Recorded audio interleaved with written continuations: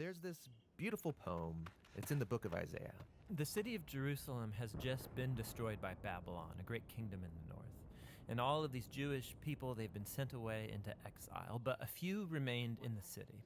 And they're left wondering, what just happened? Has our God abandoned us? Right, because Jerusalem was supposed to be the city where God would reign over the world to bring peace and blessing to everyone. Now, Isaiah had been saying that Jerusalem's destruction was a mess of Israel's own making. They had turned away from their God, become corrupt, and so their city and their temple were destroyed. Yeah, everything seems lost. But the poem goes on. There's a watchman on the city walls, and far out on the hills we see a messenger, and he's running towards the city. He's running and he's shouting, "Good news!" And Isaiah says, "How beautiful on the mountains are the feet of those who bring good news." Beautiful feet? Yes, the feet are beautiful because they're carrying a beautiful message. What's the message? That despite Jerusalem's destruction, Israel's God still reigns as king, and that God himself is going to one day return to this city, take up his throne, and bring peace. And the watchmen sing for joy because of the good news that their God still reigns. Now, in the New Testament, we find this same phrase, the good news. It's the Greek word euangelion, and it's also sometimes translated with the word gospel. Yeah, so when Christians say, "Do you believe the gospel?" they mean, do you believe the news? But not just any news. In the Bible, this phrase is always about the announcement of the reign of a new king. And in the New Testament, the Gospels use this phrase to summarize all of Jesus' teachings. They say that he went about proclaiming the good news of God's kingdom. There's this really interesting story where there's a high-ranking Roman officer, and he comes to Jesus begging him to heal his servant. And he even calls Jesus his Lord, acknowledging that Jesus is his authority. Jesus praises this man for recognizing what no one else yet had, that not only was Jesus announcing God's kingdom, he was the king. This is why in the Gospels, Jesus' crucifixion is depicted as his enthronement as the king of the Jews. Yeah, he receives a crown. He also receives a robe. He's exalted up, not onto a throne, but onto the cross. How beautiful are the feet that bring good news. How beautiful are the feet of those who bring good news, especially good news on a week where it just seems like heartbreak is everywhere that we look. I don't know what your week was like, but I'm guessing I probably have a pretty good idea on what the last few days looked like. We've all experienced a lot of different things the last few days, had different responses, and that's because we're all connected in different ways. But one of the things that I found that we have in common in an experience like this is we all feel a little flustered, right? We all feel a little unsettled. All feel just a little bit of a need for some solid ground to stand on. Because we're asking the question today in our community, and in not just in Perry, Iowa, not just in Grimes or Johnston or Granger or Woodward or wherever you find yourself, right? I mean, across the state. Honestly, I had people call me this week from across the country, right? And we say, here we go again. What just happened? Right? A question no different than, well, it's actually as old as the Old Testament, as long as God has created humans, right? Evil has been running rampant in this world, and some days it feels like it's on another planet, and other days it feels like it's in the same room that you're in. And when that happens, we find ourselves heartbroken. Heartbroken for shattered families, for shattered lives, shattered schools, shattered futures, right? And all of those different things. And it's nothing new to our experience, right? I mean, it's part of the planet, living on the planet that we're in. And I feel like I'm right back into my Christmas Eve sermon where I preached here and put up on the wall all the different things that have happened to us as a congregation. And here we go. The list is starting off with quite a bang in 2024. And I'm just kind of mad about it. I don't know about you, mad at a whole bunch of different things, but part of it was I was so excited, right? I love the new year. I love a new opportunity to pull out a clean sheet of paper and to dream about what's going to happen and what's possible and what should we get to work doing and what opportunities are in front of us. And obviously, this is not the opportunity to minister, to be the church, to let our light shine, to do good, to be God's hand, feet in the world that any of us asked for, but it's the one that we've been dealt. And so that's what we're going to do today is what does it look like not just to know the good news, right? What does it look like to be the beautiful feet that bring the good news into this world around us, and it's as relevant as ever because we live in a world surrounded by bad news, right? And of course, there's the shooting, and that's huge, but in our congregation, I feel like we run into bad news all the time, even in the last 24 hours. We have a young member of this congregation looking at a possible heart transplant, right? I just got word of a marriage that's probably headed towards divorce, very, very certain, actually. And with that, right, whether it's something huge and newsworthy, like we spent this week learning and researching and Googling and all those things, or it's something that somebody's going through in the chair next to us that we may not even know about, it breaks our hearts, and it brings the bad news. There are, as I said earlier in the announcements, right, there are good announcements and there are hard ones. And when the hard ones come, so do the questions, right? When the pain gets hard enough, so do the questions. Questions like, who will save us? Who will rescue us? Questions like I'm sure they asked in Jerusalem when the Babylonians overtook and the city was in ruins, right? Who will rescue us? But more importantly than that, God, where are you? Right? What about the question this week that I'm guessing most of us probably asked at some point or felt in some way? God, where were you?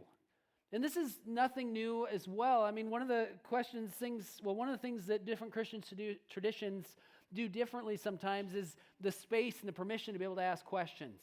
And I just want to make it clear today that we are a group of Christians that are more than okay with the questions, right? We're more than okay with wrestling with things, not understanding, not feeling 100% at peace, because we know that the journey through the question is how we get to understanding God better and how we get to experience His love and His grace and His hope much more full. And sometimes people say, well, you can't question pastoral authority, you can't question your pastors. You can question Murph and I all day long. We're just trying to figure out what we're doing as well, right? So we need you to ask us questions. Sometimes they say, well, you can't question your faith. You can't experience doubt.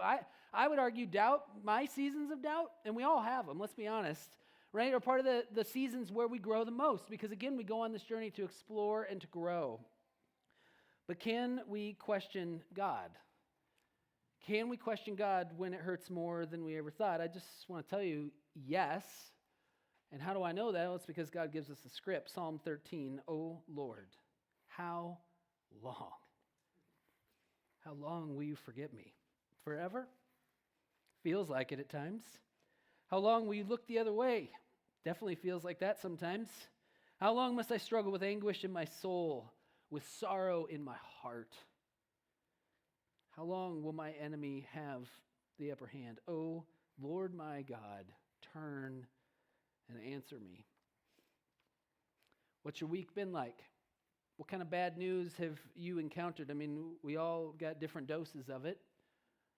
More importantly, the question today, though, is, what's your response?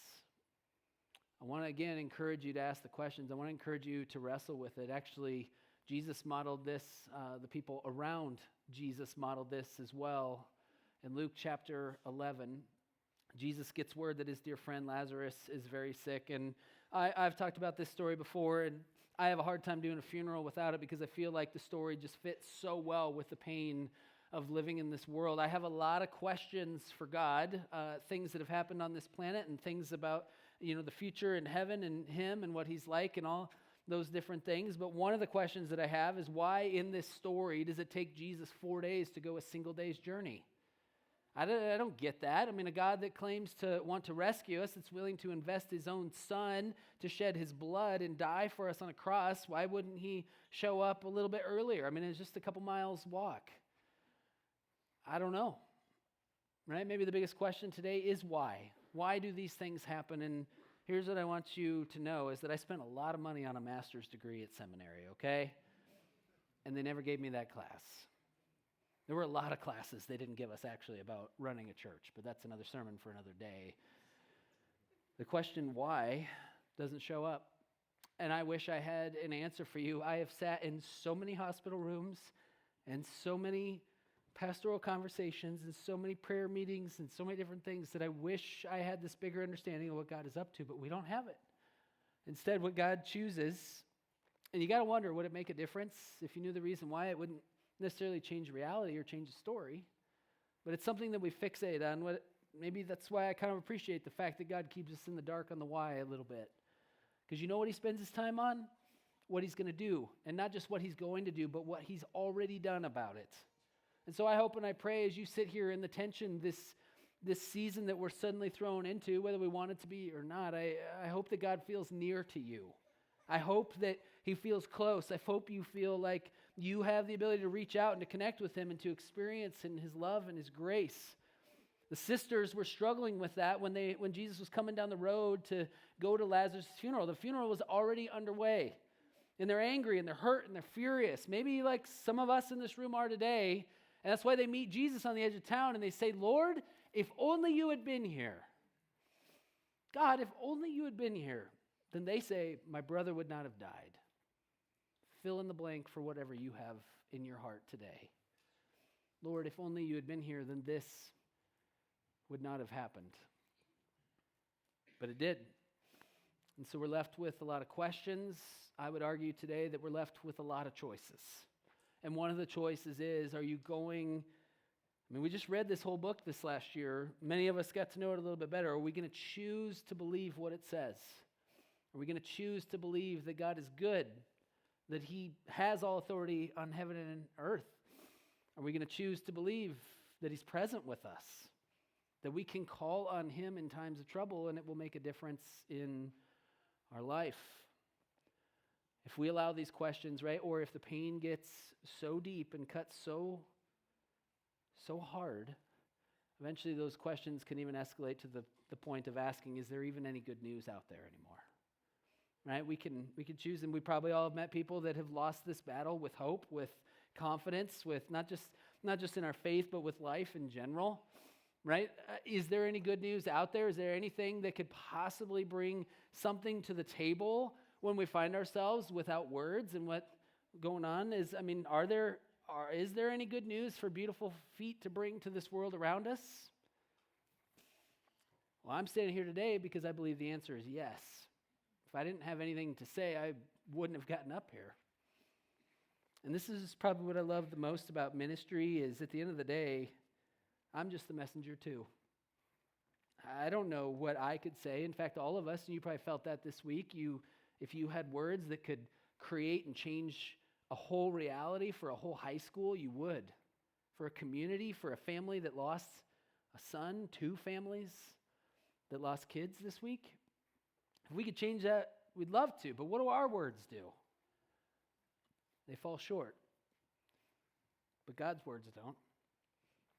And so that's what I want to do today. I want to answer this question. What is the good news that we have today? And you just heard it beautifully read for us today. I want to actually start in Romans chapter 10. Everyone who calls on the name of the Lord will be saved.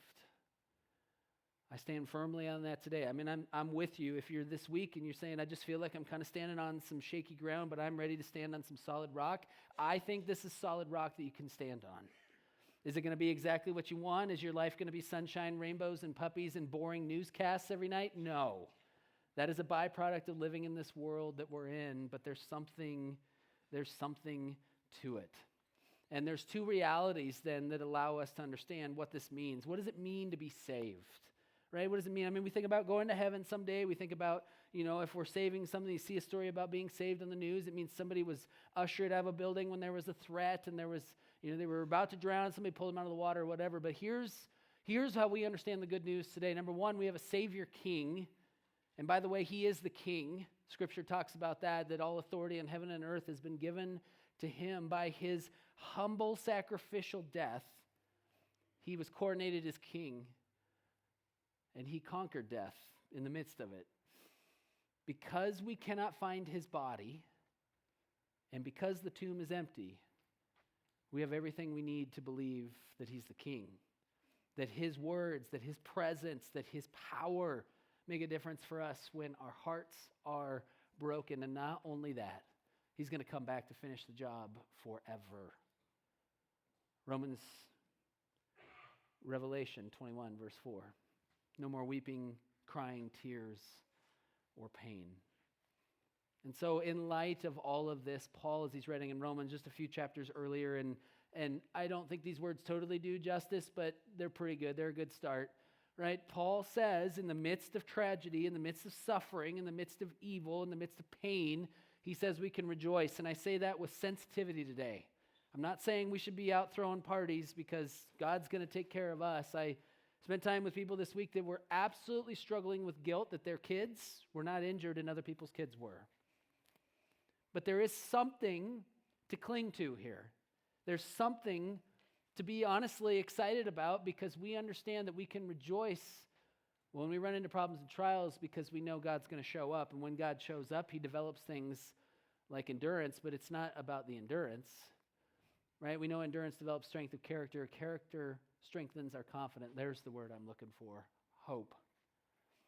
One of the other choices that we have today is if we want to be people of anxiety, people of fear, people of frustration, anger, angst, negativity, whatever it is, or we can be people of the gospel.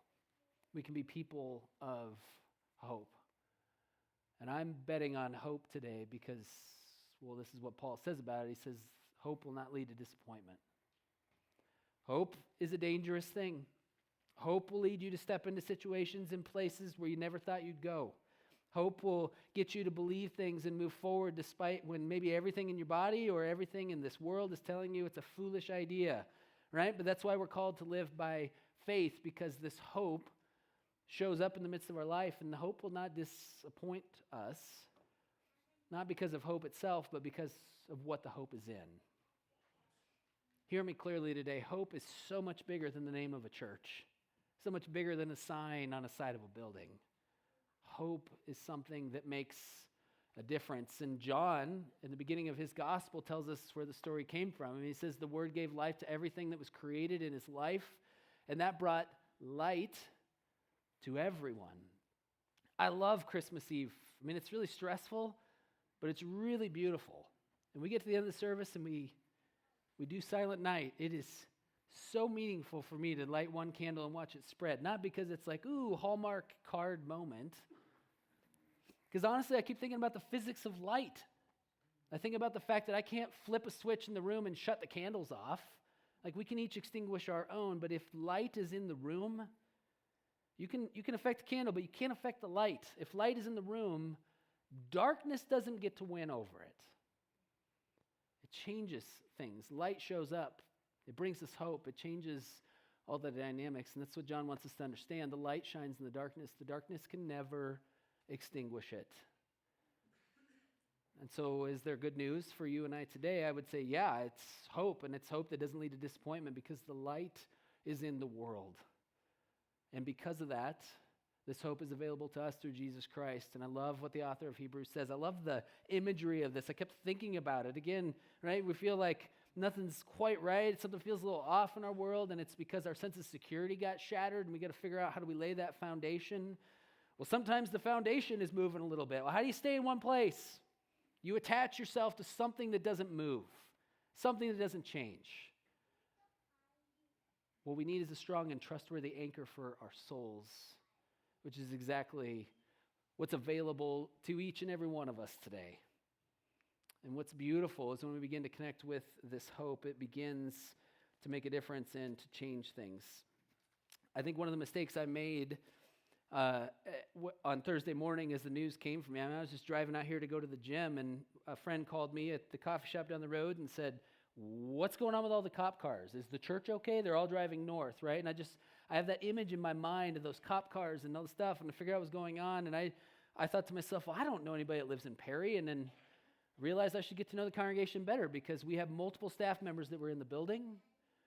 We have multiple of the football coaching staff that are a part of things. And across our campuses, I mean, one of the kids that got shot goes to Hope. And so our pastoral team has been in contact with his mom all week, giving updates, and things are going really well. But she got the opportunity. I mean, Pastor Mike asked her yesterday on the text thread that we were all on together, said, what do you want Lutheran Church of Hope to know as you sit in your hospital room? Can we share whatever it is? And she said, yes, you can share this. We're incredibly grateful for the outpouring of love and support and prayers. The prayers are felt and they're working. Right? One of the things that happens in our world, we say, oh, thoughts and prayers, and then people say, well, Why don't you do something that matters? Just a reminder today, prayer matters. And if you need me to tell you some stories, I can remind you of that today. Keep that in mind. But also there's more to it than prayer. Right? As Christians, we're called to weep with one another. We're told to console one another, to take care of one another, to be together. We're also called to seek justice. Part of God's plan, part of the hope is that he will bring justice once and for all to this planet. And so let's not dismiss prayer, but let's not forget the rest of the equation, what we're called to do as members of this hope-filled community as well. She says the prayers are felt and they're working. Please keep them coming. Then she goes on to say this, and listen to the hope in this perspective. Although this event was tragic, the blessings are abundant. Right? Her son is in a hospital room recovering from gunshot wounds, and she can say the blessings are abundant. But then she said this. Tell me, where does this come from? And please pray for the Butler family as they lost a son and have to deal with the aftermath of the trauma that came from all of this. She said, we're not angry at Dylan. We don't have space for that. What happens when you allow that anchor to anchor your soul? You begin to realize what's helpful and not helpful in these situations. We understand that Dylan had to be suffering with mental anguish to do something like this. She goes on to say, we sincerely hope his soul is at peace. And we pray that his parents and his family can find peace in knowing that their child's mistakes don't define them. I connected with one of the administrators that was in the building when all this went down this morning between our services. And she informed me that in the Perry community, they put together a meal train for Dylan's family, the shooter. And she went to sign up yesterday and a slot isn't available till late February. Where does the strength and the perspective to choose hope, and as a result of that love, where does that come from? It comes from being transformed by the good news.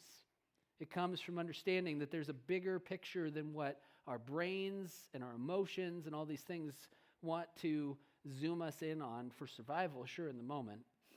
But there's no place to stay. Hope changes us. It transforms us. It moves us in a direction. And eventually what happens over time is we understand that we're good news. We get to be good news. I'm not sure every day why God took his rescue mission for this planet after sending Jesus, why he didn't just take care of it himself.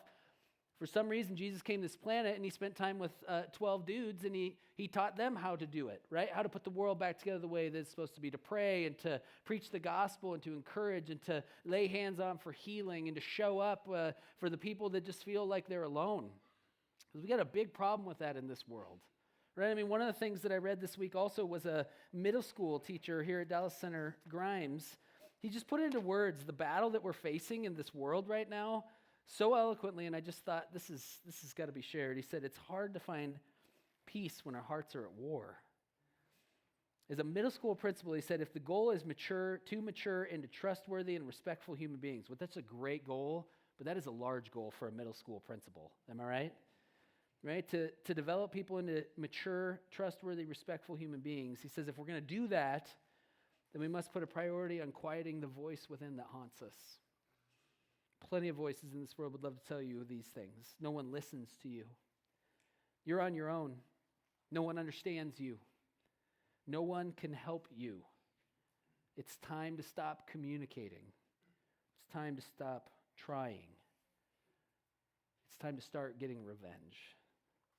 He goes on to say these statements, they'll become reality for us if deep within our hearts we make agreements with each one. And he just goes on to say some other stuff, but at the end he says, we've got to find a different path. And God is at work on this planet doing it, finding that different path. And again, not every day do I understand why he trusts us, but I think that's us. We're called to be good news. Back to Paul in Romans chapter 10, I mean, this is what he says, right? He says, everyone who calls on the name of the Lord will be saved. If we have that hope in our lives, we can call on that, and I have heard so many people call on God's name this week, right? But he asks some questions that get us thinking about our role in it. It's not just good news to be good news for good news' sake, right? He says, but how can they call on him to save them unless they believe in him? And how can they believe in him if they've never heard about him? And how can they hear about him unless someone tells them? Because he's going to go on to share a pretty fundamental truth here about the way that the world in faith works. He says faith comes from hearing, right? Sometimes it's reading a book, sometimes it's a bunch of different things, but usually it involves hearing. That is, hearing the good news about Jesus Christ. And he leaves with this question: how will anyone go and tell without being sent? Well, as we kick off this year, and believe me, I thought we had a much different kickoff planned even on Wednesday for this weekend and for this year. As we venture into this new year, 2024, we're kicking off with a series about our 10 for 10, which are 10 goals in 2019 that Pastor Mike and a group of Christians decided. They prayed and said, God, what's your dream for Lutheran Church of Hope in the next 10 years? And they put it around some goals. And the first one that we're talking about today is the fact that we're evangelists, right? I mean, Paul wants to ask, who's going to go tell people if they aren't sent? Well, guess what? God laid on our heart in 2019, and really since the beginning of the church, that we're sent, right? That as a church, we're called to do this, to broadcast the life-changing gospel of Jesus Christ to 10 million people. All right, in 2019, that number was huge. Then COVID happened, and you would not believe how many people, even just online viewership across all of our campuses, it exploded. Largest numbers ever. We're not at 10 million, but we are well on our way. But I have an issue with this. I'm going to talk to our graphic designer this week because he put me on this goal. 10 million people? No. Let's get this right. This is what it looks like here for us to broadcast the life-changing gospel of Jesus Christ to 10 million people. And even this, I realized this morning as I was up here at the 8 a.m. service, I screwed this up because these pictures are all in this building. Let me just tell you, that is not God's plan, that everybody would come into a church building and hear good news. I kind of wish it were. We need a bigger building. We already need a bigger building, right? But this is a good start, right? Serving communion, greeting people, offering ashes, taking your daughter to the daddy-daughter dance. All opportunities to spread good news. And the kids, man, they're a part of this as much as any of us with their Christmas program and the things that they do. But at the end of the day, it's about being sent, not to church. I mean, in fact, it's not biblical to go to church because you are the church. The church is a group of people who are sent. And when we read the Gospels, Jesus says, it's not if you think about, maybe just about almost kind of want to be salt and light, if you want to make a difference in this world. He says, that's who you are. He says, there's something about you that adds flavor to this world. There's a tool or a gift or an ability that you have that brings light to a dark situation. Now, maybe that's everything from the people that were here this weekend tearing down the Christmas decorations to people that showed up in Perry at the city park to pray. We all have our thing. But the reality is, right, that we all get to be a part of this, and it's exciting to me to think about the impact that this group of people is going to have even over the next few days and weeks, let alone the years. What's terrifying to me, though, is that God doesn't have a plan B. He's calling on us. I think we need to understand today that you and I are plan A. It doesn't happen on a stage, at least not all of it. It doesn't happen in West Des Moines and go out to the World Wide Web and that's going to continue to happen, and it's incredible what's happening, but it happens with us where we find ourselves even tomorrow, which brings up another choice that we have. You see, there's a big difference, obviously, between a thermometer and a thermostat. One just reflects the temperature or the culture around it, right? But the other can take action or initiate other action that just changes the environment that you're present in. And I believe, obviously, that we're called to do the latter, right? It hit me pretty quickly that there's a lot of different ways this can go south, especially given the political nature of the state that we're in and the timing of all of this. And there's a tendency, even the mom that has her kid in the hospital had to cut off her Facebook posts and address the media directly to say, stop calling. We need to care for our son. It's not just about your ratings, right? And we start talking about things like gun control and all the different things that this world loves to have different opinions. And I'm not saying don't have those conversations. I'm saying when you have the conversation, remember that you're a thermostat. You get to set the temperature, and let's set the temperature to God's love. Let's set the temperature to God's peace. Let's set the temperature to hope instead of fear and anxiety, right? Let's lead the conversation. Let's not give in to the pattern of this world, but let's see which is. I want to ask you today, which one are you more likely to be?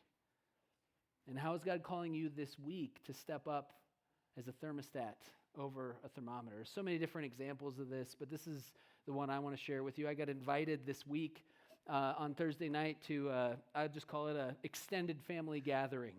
I didn't realize that we had multiple football coaches from Perry, Iowa in our congregation. Again, I'm going to work on that. I want to get to know everybody in the congregation.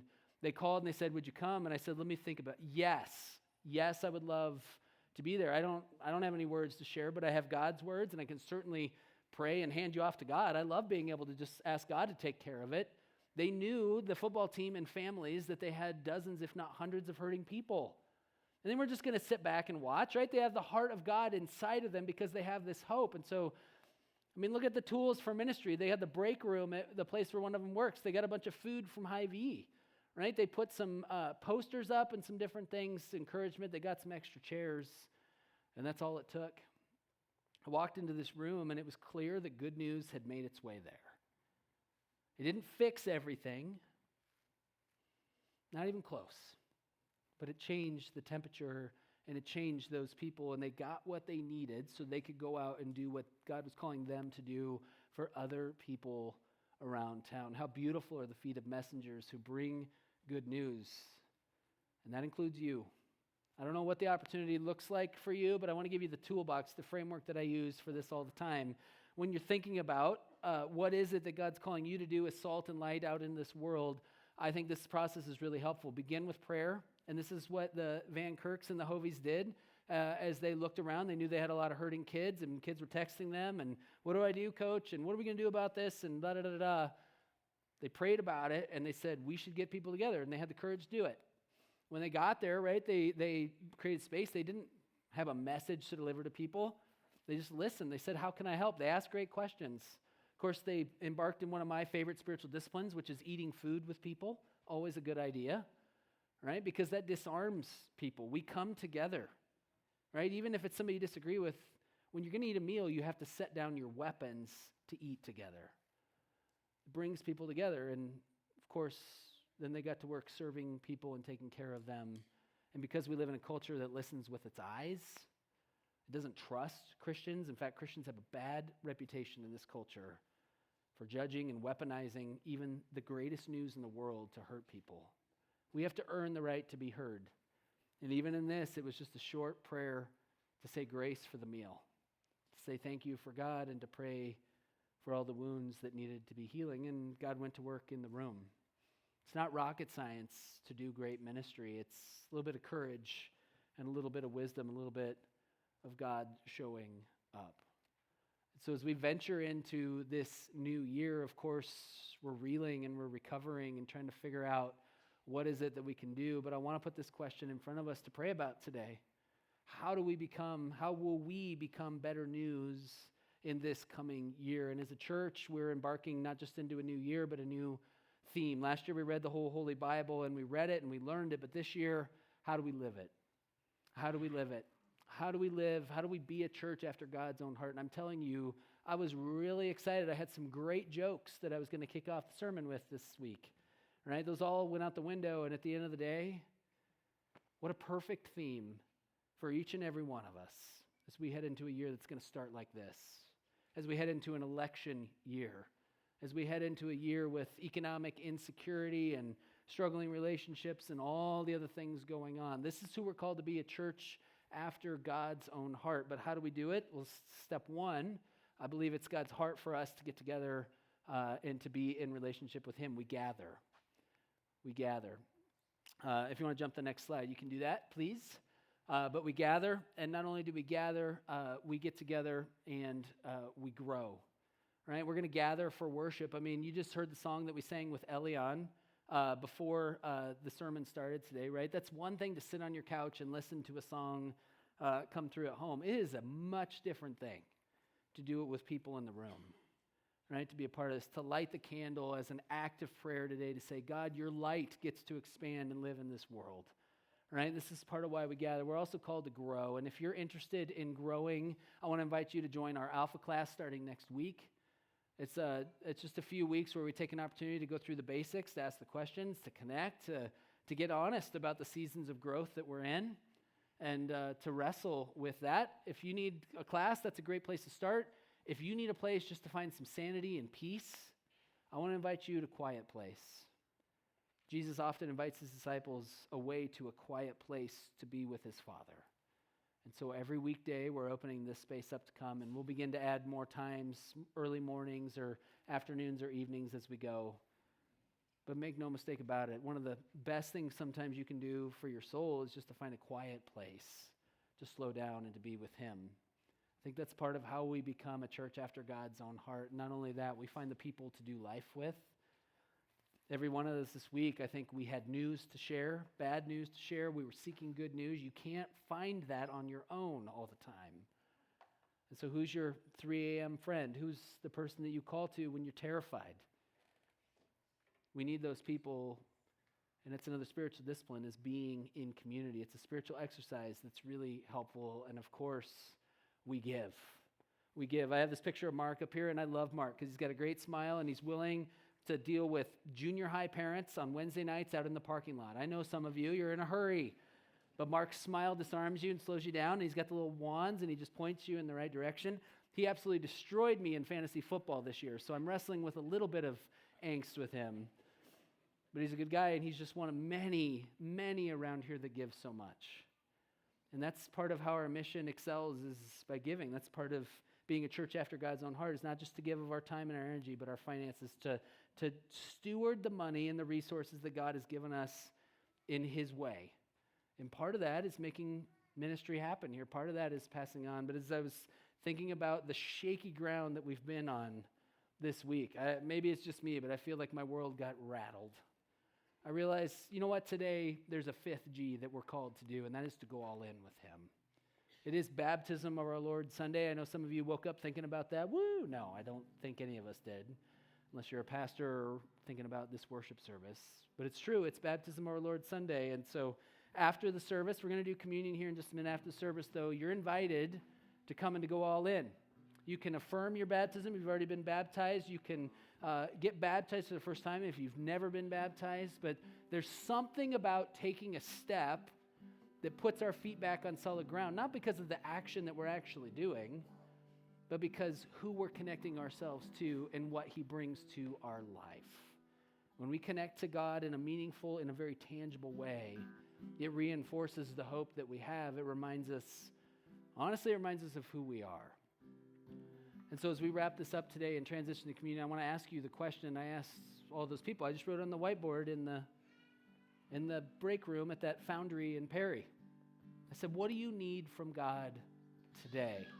Let's not worry about tomorrow. We know tomorrow's going to have other stuff. Let's not worry about the past, right? Let's not think 10 years in advance. Let's just think about right here and right now, today. What do you need? Whatever it is for you, I want you to know that the King of the universe, the one who brings the good news, the one who can pick us up and place us on solid ground, he's here for you today. We get to experience him in communion. We get to experience, if we want to do the baptism thing, we get to experience when we light the candle. We get to experience it when we wrestle with his word, when we say hi to each other and drink coffee together, whatever it is. He's here today for you. And so the invitation for you today is to come to the table. It's to come to the water. But it's not about the table and it's not about the water. The invitation for all of us today is to come to Jesus because we believe that he is the good news. Amen? He is the good news. I want to invite you to stand as we continue and transition into communion here.